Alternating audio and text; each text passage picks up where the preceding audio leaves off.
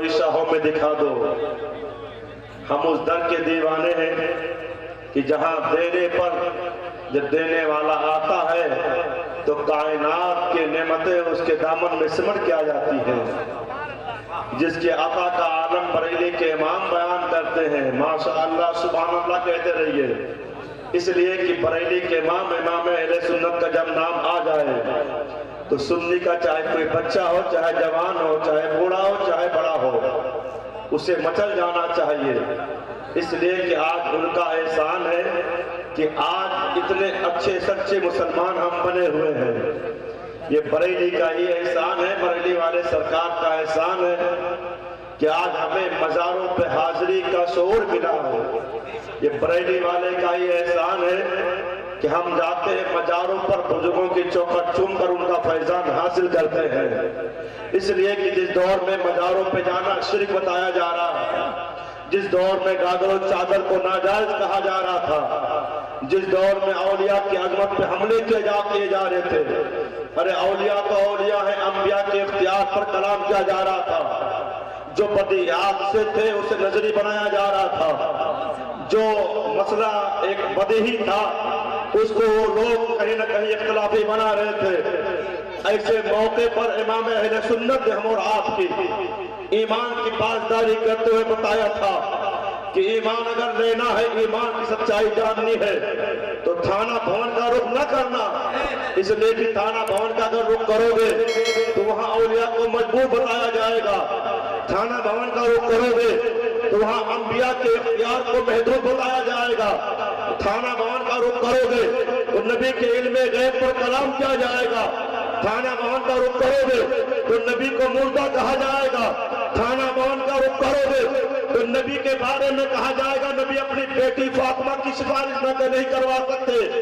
تو ایسے موقع پر بریلی کے امام نے کہا تھا آؤ نبی کے دیوانے کے پاس، اور جب نبی کے اختیار کی بات آئے گی تو احمد رضا مچل کے کہے گا کون دیتا ہے دینے کو منہ چاہیے، دینے والا ہے سچا ہمارا نبی. جب نبی کی عظمت کی بات آئے گی تو اعلیٰ حضرت امام اہل سنت کہیں گے اے لوگوں میری بارگاہ میں آؤ، ہم تمہیں بتائیں گے نبی کی شان کیا ہے، نبی کا پاور کیا ہے، نبی کی عظمت کیا ہے. بریلی کے امام مچلے کہے ہیں اللہ کی سرتابہ قدم شان ہے یہ، عیسیٰ نہیں انسان وہ انسان ہے یہ. قرآن تو ایمان بتاتا ہے، ایمان یہ کہتا ہے میری جان ہے یہ. جب یہ کہا جائے گا کہ نبی اپنی بیٹی فاطمہ کی شفاعت نہیں کروا سکتے تو نبی کے اختیار کو بیان کیا جائے گا. اے لوگوں سنو میرے قریب سے قطرہ کسی نے مانگا دریا بہا دیے ہیں، دربے بہا دیے ہیں. جب نبی کے اختیار پہ جب اعتراض کیا جائے گا تو بریلی کے امام بولتے نظر آئیں گے وہاں جود و کرم ہے، شہ فتح تیرا نہیں سنتا ہی نہیں مانگنے والا تیرا.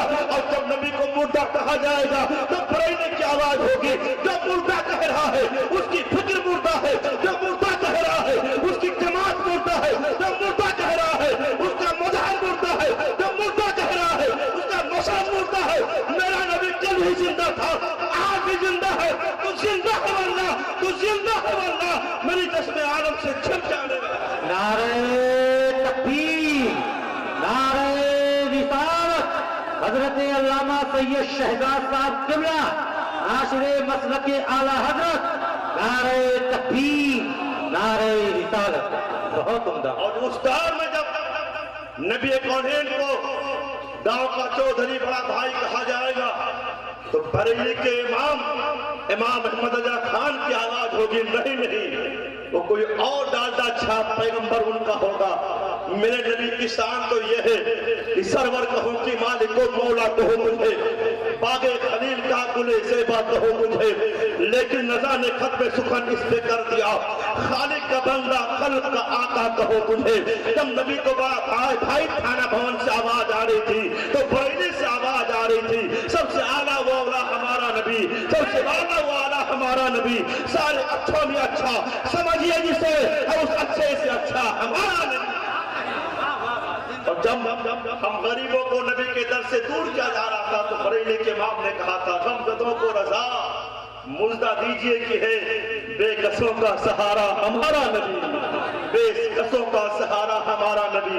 بہرحال میرے آقا نبی کونین کہ عظمت کے لیے جو زندگی بھر وفاداری کے ساتھ پہرا دیتا رہا، اس کا نام امام احمد رضا خان ہے۔ امام اہل سنت اعلیٰ حضرت کا بے کروڑوں احسان ہم غربا اہل سنت پر آج چادر گاگر پہ زندگی بسر کرنے والے امام اہل سنت کے بارے میں کیا جانیں گے، اعلیٰ حضرت کے بارے میں کیا جانیں گے، جن کی پوری زندگی سے میں کٹ گئی ہو، وہ چادر بیچے، اس کے بعد اٹھا کے لائے پھر ٹانگ دیا، پھر اس کو اٹھا کر پھر بیچا، پھر لا کر اٹھا کے پھر ٹانگ دیا، اس کے بعد آپ سے بیچا، بڑے بھائی سے بیچا، چھوٹا بھائی پہنچا، پھر چھوٹے بھائی کو بیچ دیا، باپ پہنچا، باپ کو بیچ دیا، بیٹا پہنچا، اس کو بھی اس کے ہاتھ بیچ دیا۔ میں نے تو بغداد مولا آپ کے دعاؤں کے صدقے میری حاضری ہوئی ہے، اور آپ دعا کیجئے پھر 27 تاریخ کو جانے کا عزم کیے ہوئے، ارادہ کیے ہوئے، اللہ سفر کو آسان فرمائے۔ میں نے بغداد مولا میں دیکھا غوث پاک کا آستانہ ہے، اور یہی میرے اعلیٰ حضرت کی فکر بھی ہے، یہی فکر رضا بھی ہے، یہی مسلک اعلیٰ حضرت بھی ہے۔ میں نے دیکھا غوث پاک کے آستانے پر جالی شریف ہے، جالی شریف کے اندر ایک چادر ہے، نہ کوئی چادر پیش کی جا رہی ہے، نہ تو کوئی وہاں لوٹنے والا ہے، نہ کوئی گھسٹنے والا ہے، نہ کوئی پریشان کرنے والا ہے۔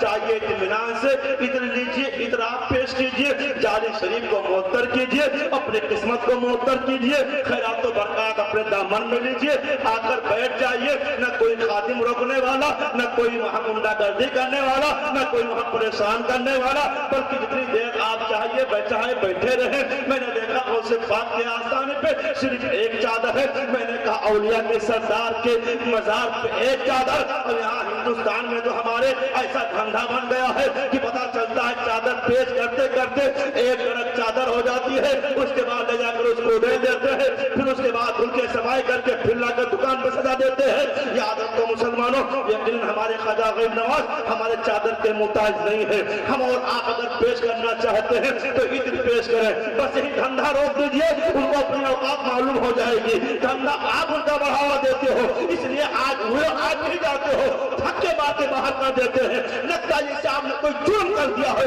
ان کے باپ کی بغوتی ہو، نہیں بلکہ یاد رکھو مسلمانوں، خواجہ کا ہندوستان ہے، ہر ہندوستان واسی خواجہ کی بارگاہ میں جائے گا، ان کی چوکھٹ چومے گا، اور وہاں جو چاہے گا اپنے طور پر اپنے خراج کو پیش کرے گا۔ پابندی لگانے والے ایک طرف کہتے ہو بادشاہ کا دربار ہے، بادشاہ کا دربار ہے، ارے نہ ہنجارو بادشاہ کا دربار ہے، وہ تمہاری حکومت جو چل رہی ہے، کیوں حکومت کر رہے ہو؟ بادشاہ کے دربار میں ایک مجاہد کی حکومت، بادشاہ کے دربار میں ایک مجاہد کی حیثیت، قسم خدا کی جو تمہاری حیثیت ہے اپنے حیثیت کے دائرے میں رہو، ورنہ یاد رکھو جس دن پر نبی حضرت بیدار ہو جائیں گے تمہارے کھانے کے لانے پڑ جائیں گے۔ یاد رکھو خواجہ غریب نواز کے ساتھ وہ ہے جو دینا بھی جانتے ہیں اور مانگنا بھی جانتے ہیں۔ نعرہ تکبیر، نعرہ رسالت، جشن دستار بندی، عرس مقدس حضرت علامہ سید شہزاد صاحب قبلہ علماء اہل سنت، نعرہ تکبیر، نعرہ رسالت۔ قاری ریحان صاحب کی کاوشیں آپ کے سامنے موجود ہیں۔ یہ حفاظ کرام جس کے سر پہ دستار رکھ کر باندھا جائے گا، اور دستار حفظ قرآن انشاءاللہ بھی وہ منظر آپ دیکھیں گے، اور یہ بڑے نصیبے کی بات ہے مسلمانوں۔ ہزاروں سال نرگس اپنے بے نوری پہ روتی ہے، بڑی مشکل سے ہوتا ہے چمن میں دیدہ پیدا، بڑی مشکلوں کے بعد ماں باپ کی آرزو تمنائیں ہوتی ہیں کہ میرا بیٹا آگے بڑھ کر حافظ قرآن بن جائے، میرا بیٹا آگے بڑھ کر عالم دین بن جائے، تاکہ جب کل میدان محشر میں ہم اٹھیں تو ہمارے نجات کا یہ سامان بن جائے۔ یاد رکھیے مسلمان، یہ حفاظ کرام ایسے ویسے حفاظ کرام نہیں ہے۔ کہا گیا کل اللہ تعالیٰ ان کے دل کو ویسے بھی جہنم کی آگ نہیں جلا پائے گی، لیکن اللہ ان کو جنت عطا فرمائے گا، اور اللہ فرمائے گا کہ تمہارے جو بھی قریبی ہوں تم جن کی سفارش کرو گے سفارش قبول کی جائے گی۔ 10 لوگ ایسے ہوں گے جن کے اوپر حدیث شریف میں آیا جہنم واجب ہو چکا ہوگا، جہنم واجب ہو چکا ہوگا۔ کہتے ہیں کہ ایسے لوگ جن کے اوپر جہنم واجب ہو چکا ہوگا، یہ حفاظ کرام ان کی سفارش کریں گے، انہیں جنت دلائیں گے۔ کتنے نصیبے کی بات ہے مسلمانوں۔ اور ان کے والدین کے سر پر ایک تاج زرعی رکھا جائے گا۔ اہل محشر ہو گئے، حیرت ہو گئے، کتنے نصیبے والے ہیں۔ جن کے سر پر چمکتا ہوا تاج رکھا گیا ہے، ایسے لباس پہنائے جائیں گے کہ کہا گیا ہے کہ ان کے والدین کو جو لباس پہنائے جائیں گے اس کی قیمت اس طرح ہوگی کہ پوری دنیا کی نعمتیں آپ خرید لیں، پوری دنیا کی دولت خرید لیں، اتنے قیمتی وہ لباس ہوں گے، وہ جو انہیں پہنایا جائے گا اور اس کے بعد تاج رکھا جائے گا۔ وہ سوچیں گے، عرض کریں گے مولا، اپنے آپ میں سوچیں گے کہ میں اس لائق تو تھا نہیں، میں تو گناہگار تھا، میری تو کوئی وقت نہیں تھی، میں کوئی خاص عمل نہیں کرتا تھا، آخر اتنا نورانی تاج ہمارے سر پہ کیوں رکھا گیا ہے؟ سورج کی طرح چمکتا ہوا تاج جسے اہل محشر دیکھ کے محو حیرت ہے۔ ندا آئے کہ اے بندے یہ تیرے عمل کی بنیاد پر نہیں ہے بلکہ تیرا بیٹا حافظ قرآن تھا، تو نے حافظ قرآن بنایا ہے، اس کے صدقے میں تجھے یہ انعام و اکرام ملا۔ اپنے نصیب والے مسلمانوں ناز کرو اپنے قسمت پر، جس کا بیٹا آج حافظ قرآن بن رہا ہے، جس کا بیٹا آج، جس کے بیٹے کے سر پہ آج تاج رکھا جائے گا۔ اے مسلمانوں، آج اتنے بڑے یہ ہیں، لیکن آپ اندازہ کیجئے اب یہ روڈ سے جائیں تو کوئی انہیں پوچھنے والا نہیں ہوگا، لیکن یاد رکھیے مسلمانوں، علاقے کے سارے لوگ اکٹھا ہوں، اس میں زمیندار صاحب بھی ہوں، اس میں مالدار صاحب بھی ہوں، اس میں ودھائک صاحب بھی ہوں، اس میں پردھان جی بھی ہوں، اس میں فلاں صاحب بھی ہوں، لیکن اگر مسجد میں پہنچ جائے، جمعہ کا وقت ہے، ایک دوسرے کے چہرے کو دیکھے گا، لیکن ایک سبزی بیچنے والا، ایک پرچون کی دکان لگانے والا اگر اس کا بیٹا اسی مسجد میں موجود ہے، اب قاری ریحان صاحب نے اسے حافظ قرآن بنا دیا ہے، اب وہ بچہ بھی مسجد میں پہنچ گیا، اور جب مسجد میں پہنچا تو اب زمیندار صاحب نے دیکھا وہ بچہ آیا ہے، تو یہ نہیں سوچیں گے کہ میں زمیندار ہوں اور ایک سبزی بیچنے والے کا بیٹا یہاں آیا ہے،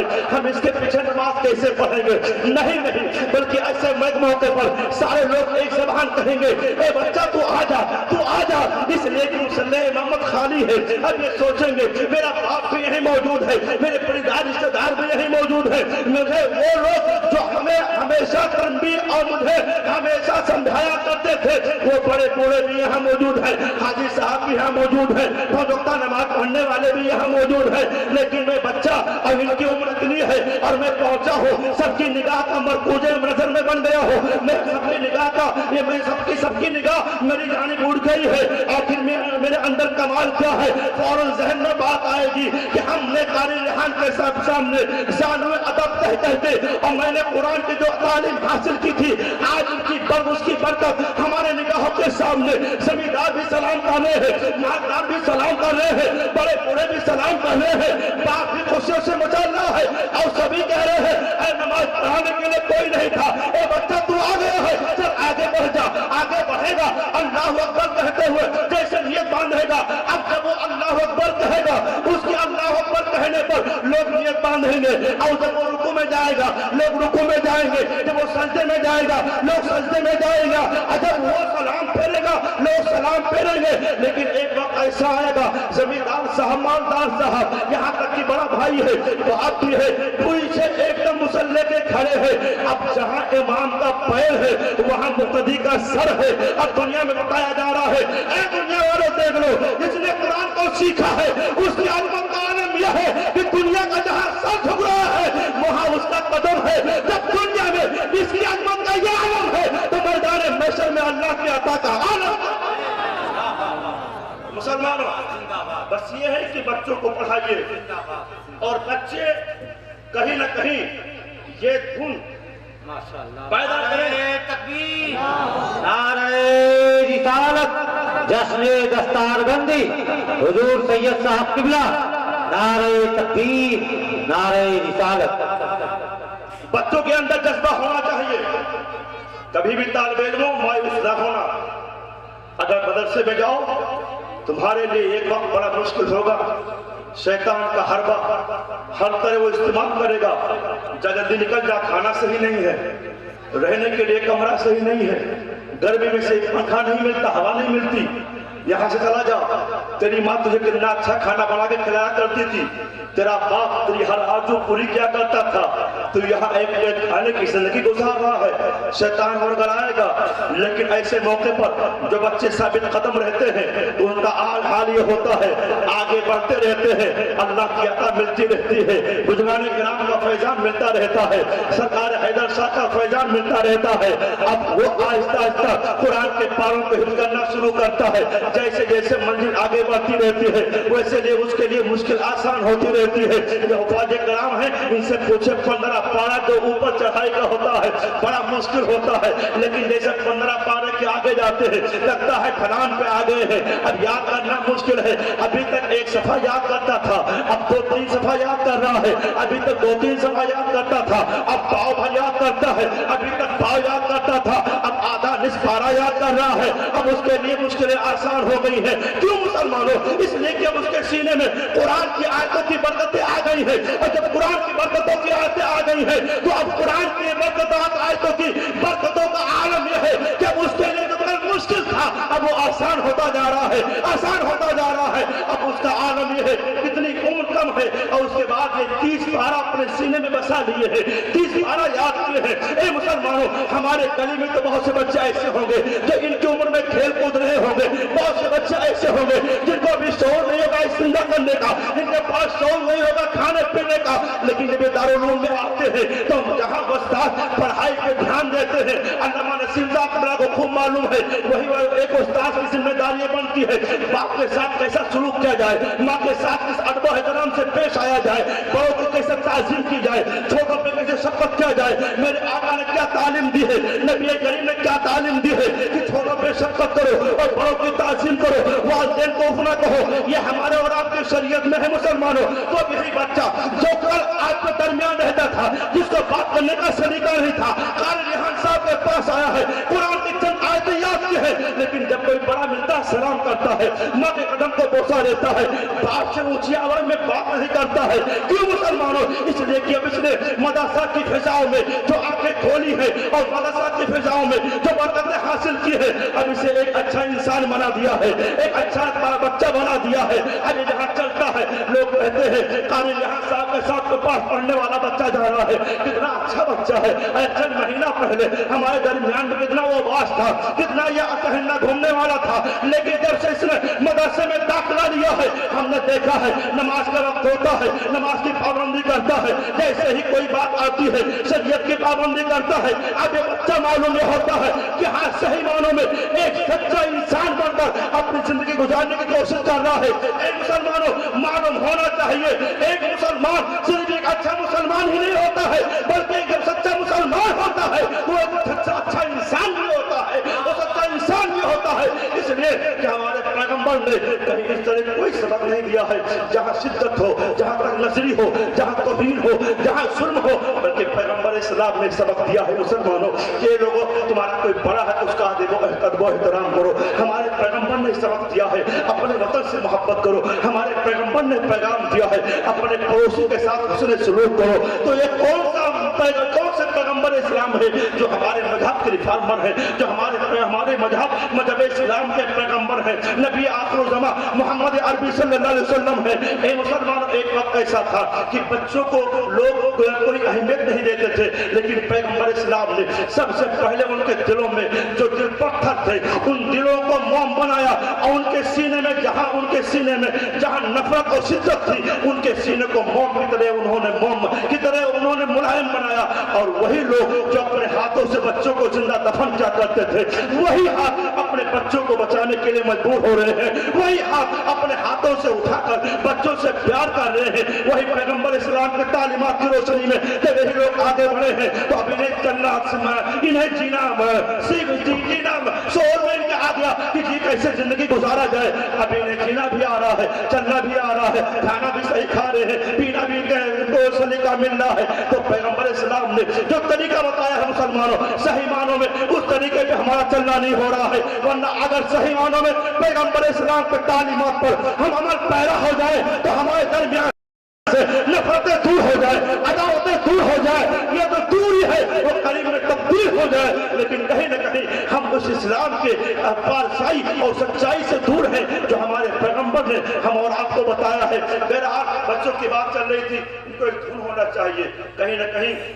इनके अंदर वो जज्बा होना चाहिए। मदरसे में जब जाएं तो तमाम परेशानियां आती हैं, लेकिन वो परेशानियां बर्दाश्त करते हुए। कौन ऐसा तालिब इल्म है यहाँ जितने भी पढ़े हुए हैं, सबसे पूछ लीजिए खाने में परेशानी होती रही है, सबसे पूछ लीजिए जो भी यहाँ बैठे हुए हैं मदरसे में परेशानी आई है, लेकिन याद रखिए मुसलमानों परेशानियां बर्दाश्त करने के बाद जब वही आगे बढ़े हैं तो कोई अपने आप में अल्लामा हुआ है, कोई फहामा हुआ है, कोई मुफ्ती बना है, कोई मुहद्दिस बना है, कोई मुदरिस बना है। अभी हमारे और आपके दरमियान में एक अच्छे खतीब, अच्छे मुदरिस, खतीब दौरा, खतीब अहले सुन्नत अल्लामा मुफ्ती तबरेज आलम साहब की आमद आमद होगी। इत्तिफाक की बात, जिस मदरसे में जिस मुदरिस के सामने ज़ान अदब है अल्लामा तबरेज साहब ने किया, उसी के मुदरिस के सामने हमें भी ज़ान अदब करने का मौका मिला। और यकीनन उस्ताद भाई हम लोग हैं, अभी देखिएगा अच्छे मुदरिस भी हैं। तकरीर ऐसे होती है कि आप बहुत ही इत्मीनान के साथ सुनेंगे तो लगेगा ऐसे कि जैसे हम तकरीर सुनते जा रहे हैं और मदीना शरीफ में पहुंचकर मदीना की सैर करते जा रहे हैं। लगेगा ऐसे जैसे हमारे दिल के दरीचे खुल गए हो। अब ये हमें जो भी बातें बता रहे हैं बहुत अच्छे ढंग से अपने जहन में हम उतार रहे हैं और इंशाअल्लाह कोशिश करेंगे कि हम इनकी बातों पे अमल करते रहेंगे। ए मुसलमानों, इंशाअल्लाह उनकी आवाज होने वाली है, अभी वो तशरीफ लाएंगे, लेकिन बस चंद लम्हे हमारी गुफ्तगू सुनिए और उसके बाद आप तालिब इल्म के ताल्लुक सुनिए। देखिए वो हदीस शरीफ में भी आया, खैरुकुम मन तअल्लमल कुरान व अल्लमहु, तुम में बेहतर वो है जो कुरान सीखे और सिखाए। तुम में बेहतर वो है, मेरे आका फरमाते हैं, जो कुरान सीखे और सिखाए। अब ये वो लोग वो हैं जो कुरान सीखे हैं और कुरान सिखाएंगे, यानी खुद कुरान सीखे हैं और कुरान सिखाएंगे। अब बेहतर यही लोग हैं, यही अच्छे लोग हैं। बहरहाल तो कहते हैं, एक है हिशाम बिन कल्बी। हिशाम बिन कल्बी कहते हैं दो चीजें ऐसी हैं कि जो मुझे याद थी तो याद हो गई, और दो चीज ऐसी हैं जो भूला तो भूल गया, भूला तो भूल गया। हिशाम कल्बी कहते हैं कि मेरे चचा, मैं पढ़ाई में बहुत कमजोर था, मेरे चचा बार बार तांग देते, मलामत करते हैं तो कुछ नहीं पढ़ पाएगा। कहा मैं कुरान सीखने के लिए जाता, भाग आता, बहुत परेशान हो गया। कहते हैं कि मेरे चचा बार बार कोशिश करते रहे, लेकिन मैं उसी आदत पे कायम रहा। मेरी मलामत होती रही, जहाँ मैंने गुजरता लोग कहते बदमाश लड़का जा रहा है, ये रहा है, वो है, पढ़ने में बहुत धीमा है, बहुत कमजोर है। कहते एक बार मेरे चचा ने मेरी बड़ी मलामत की, मुझे बहुत उल्टा सीधा कहा। मैंने उसी दिन तहैया कर लिया, अब कुरान जरूर पढ़ूंगा, कुरान सीखूंगा, अब बगैर कुरान पढ़े सीखे मैं बाहर नहीं निकलूंगा।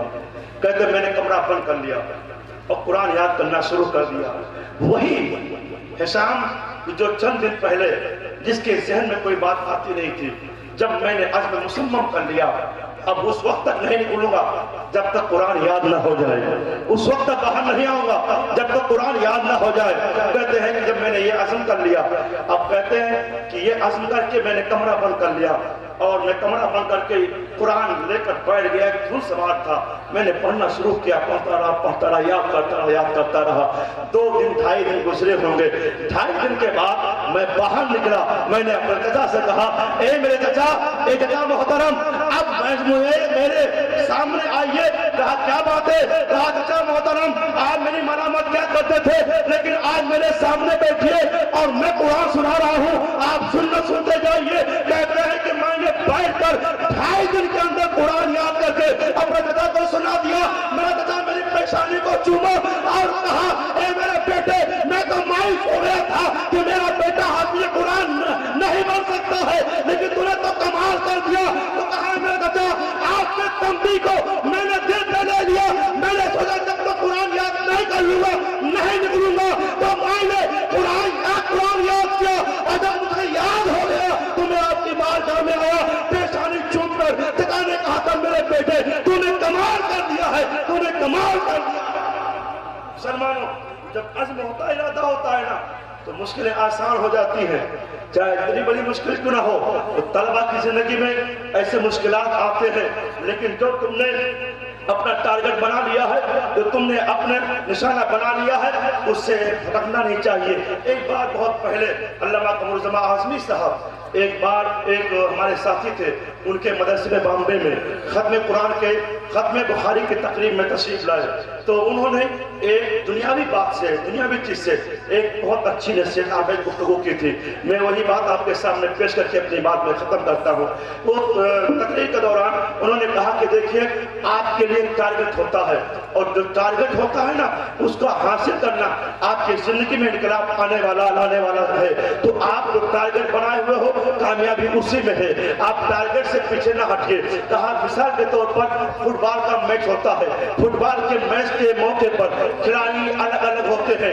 گول پوسٹ بنا رہتا ہے. ایک گروپ چاہتا ہے کہ ہم مدد مقابل کے گول پوسٹ میں گول کر کے کوئی گیند ڈال کے گول کر دیں اور دوسرا سوچتا ہے کہ ہم ان کو ادھر ادھر بکھیرتے ہوئے ان کے گول پوسٹ میں ہم گیند ڈال دیں تاکہ ہمارا گیند جب ڈالا جائے گا تو ہمارا گول بن جائے گا. ایسے موقع پر کہتے ہیں دونوں ٹیموں کے مداح بھی ہوتے ہیں اور دونوں ٹیموں کی مذمت کرنے والے بھی ہوتے ہیں. جو ادھر والے ہوتے ہیں اس ٹیم کی مذمت کرتے ہیں اور جو ادھر والے ہوتے ہیں اس ٹیم کی مذمت کرتے ہیں اور جو ادھر والے ہوتے ہیں اس ٹیم کی حوصلہ افزائی کرتے ہیں. لیکن اے مسلمانوں ان کا ایک جملہ کہ وہ لوگ جب میدان میں اترتے ہیں تو یہ نہیں دیکھتے ہیں میرے تعریف کرنے والے کتنے ہیں میری مذمت کرنے والے کتنے ہیں بلکہ وہ دیکھتے میرا ٹارگٹ ہے گول پوسٹ میں اپنے گیند کو ڈالنا. اب تعریف کرنے والے چلا رہے ہیں لیکن کوئی بھی کھلاڑی ان کی آواز کو کان نہیں دھر رہا ہے ان کی آواز کو غور نہیں کر رہا ہے. ان کا بس ایک ہی ٹارگٹ ہے کیسے بھی ہم گول پوسٹ میں گول ڈالیں کیسے کر کے گیند اس کے مد مقابل کے چھکاتے ہوئے اور لے جائیں گول پوسٹ میں ہم ڈال دیں. ادھر والا بھی یہی سوچتا ہے اور اس کے بعد جب وہ اپنے اس مقصد میں وہ بروے کار نہ کر اور ٹارگٹ کو جب نشانہ بناتے ہیں تو ایک جماعت آگے بڑھ کر جب گول کرتی ہے اب وہ ہوا کرتے ہوئے جو مداح ہوتے ہیں کھڑے ہو کر تعریف کرنے لگتے ہیں. لیکن وہ گول پوسٹ کرنے والے جو گیند کو ڈالتے ہیں وہ کھلاڑی وہیں رکتے نہیں ہے بلکہ ان کا ٹارگٹ اور ہوتا ہے کہ ہم کامیاب ہو گئے ایک گول میں نے کر دیا یہ ہماری کامیابی نہیں ہے بلکہ وہ دوبارہ حملہ کرتے ہیں دوبارہ گول پوسٹ میں گیند ڈالنا چاہتے ہیں پھر اس کے بعد ڈالتے ہیں پھر ان کے مداح جھوم اٹھتے ہیں خوشیاں مناتے ہیں. لیکن ان سب کے باوجود بے پرواہ ہو کر جن میں کھلاڑی ہوتے ہیں ان کا ٹارگٹ ہوتا ہے اپنا گیند گول پوسٹ میں ڈالے تاکہ ٹیم کی ہماری بڑھت ہو جائے. پھر گول کرتے ہیں اس کے بعد اب ٹیم کی بڑھت ہو جاتی ہے لیکن سامنے والا گول کھانے کے باوجود مایوس نہیں ہوتا ہے موقع ملتا ہے وہ بھی گول کرتا ہے. پتہ کیا چلا دونوں کا ٹارگٹ کیا ہے ٹارگٹ یہ ہے گول پوسٹ میں گیند ڈالنا. بلا تصویر مسلمانوں ہمارا ٹارگٹ دنیا حاصل کرنا نہیں ہے دین کی تعلیم حاصل کرنے کے بعد اللہ کی رضا حاصل کرنی ہے رسول کو راضی کرنا ہے. اب جب ہم اور رسول کی رضا کے لیے علم سیکھیں گے عمل کریں گے تو دنیا کہنے پر مجبور ہو جائے گی تعریف ہوتے رہے گی. خدا حاصل میں کہہ دے یہ بندہ دو عالم سے خفا نہ رہے. نعرہ تکبیر نعرہ رسالت مسلک اعلی حضرت جلسہ دستار بندی. خودی کو کر بلند اتنا کہ ہر تقدیر سے پہلے خدا بندے سے خود پوچھے بتا تیری رضا کیا ہے. مسلمانوں ہونا چاہیے اپنا ٹارگٹ بنانا چاہیے اور اسی ٹارگٹ پر اپنی زندگی گزارنی چاہیے. اگر ہم اپنے ذہن کو بھٹکائیں گے ادھر ادھر کریں گے تو ہمارا مقصد فوت ہو جائے گا. آپ کا مقصد ہے ایک کامیاب انسان بننا. آپ کا مقصد ہے لوگوں کی مدد کرنا. آپ کا زندگی کا مقصد ہے کہ آپ دوسروں کے سہارا بنے. یاد رکھیے روزی تلاش کیجئے اپنے عام میں خوددار بنیے کبھی مانگنے والا ہاتھ نہ بنائیے. ہمیشہ کوشش کیجئے کہ دینے والا ہاتھ بنے. نوجوان طبقہ یہاں بیٹھا ہوا ہے ہم اور آپ کبھی بہت غافل ہو جاتے ہیں. ہماری ذمہ داری بنتی ہے رزق حلال کمائیں اپنے ماں باپ کی پرورش کریں اپنے ماں باپ کی خدمت کریں اپنے ماں باپ کو راضی رکھیں. جو ذمہ داریاں آپ کو ملی ہیں ذمہ داریوں کو نبھاتے رہیں.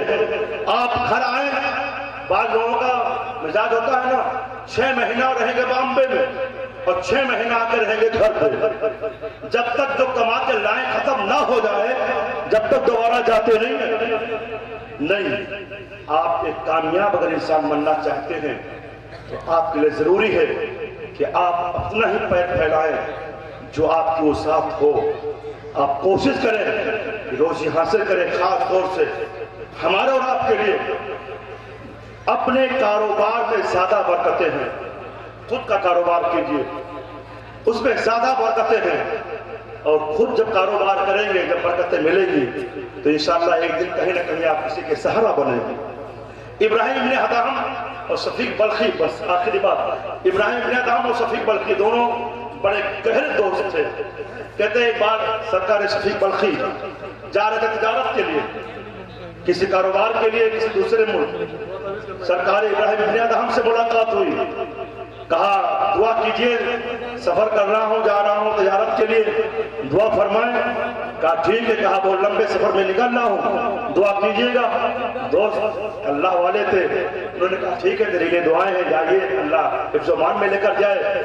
کہتے ہیں کہ جب یہ گئے کچھ دور جا کر، اور اس کے بعد گئے ایک جگہ، جب شام ہو گئی تو وہاں ٹھہرے، اس صبح منزل پھر آگے اپنا منزل طے کریں گے.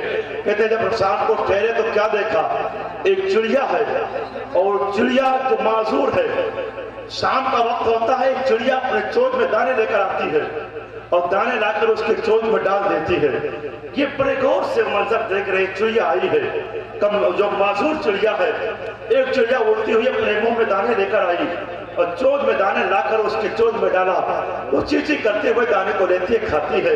معذور چڑیا اور جو چڑیا لے کر دانے آئی تھی، کھلا کر چوا کر چلی جاتی ہے.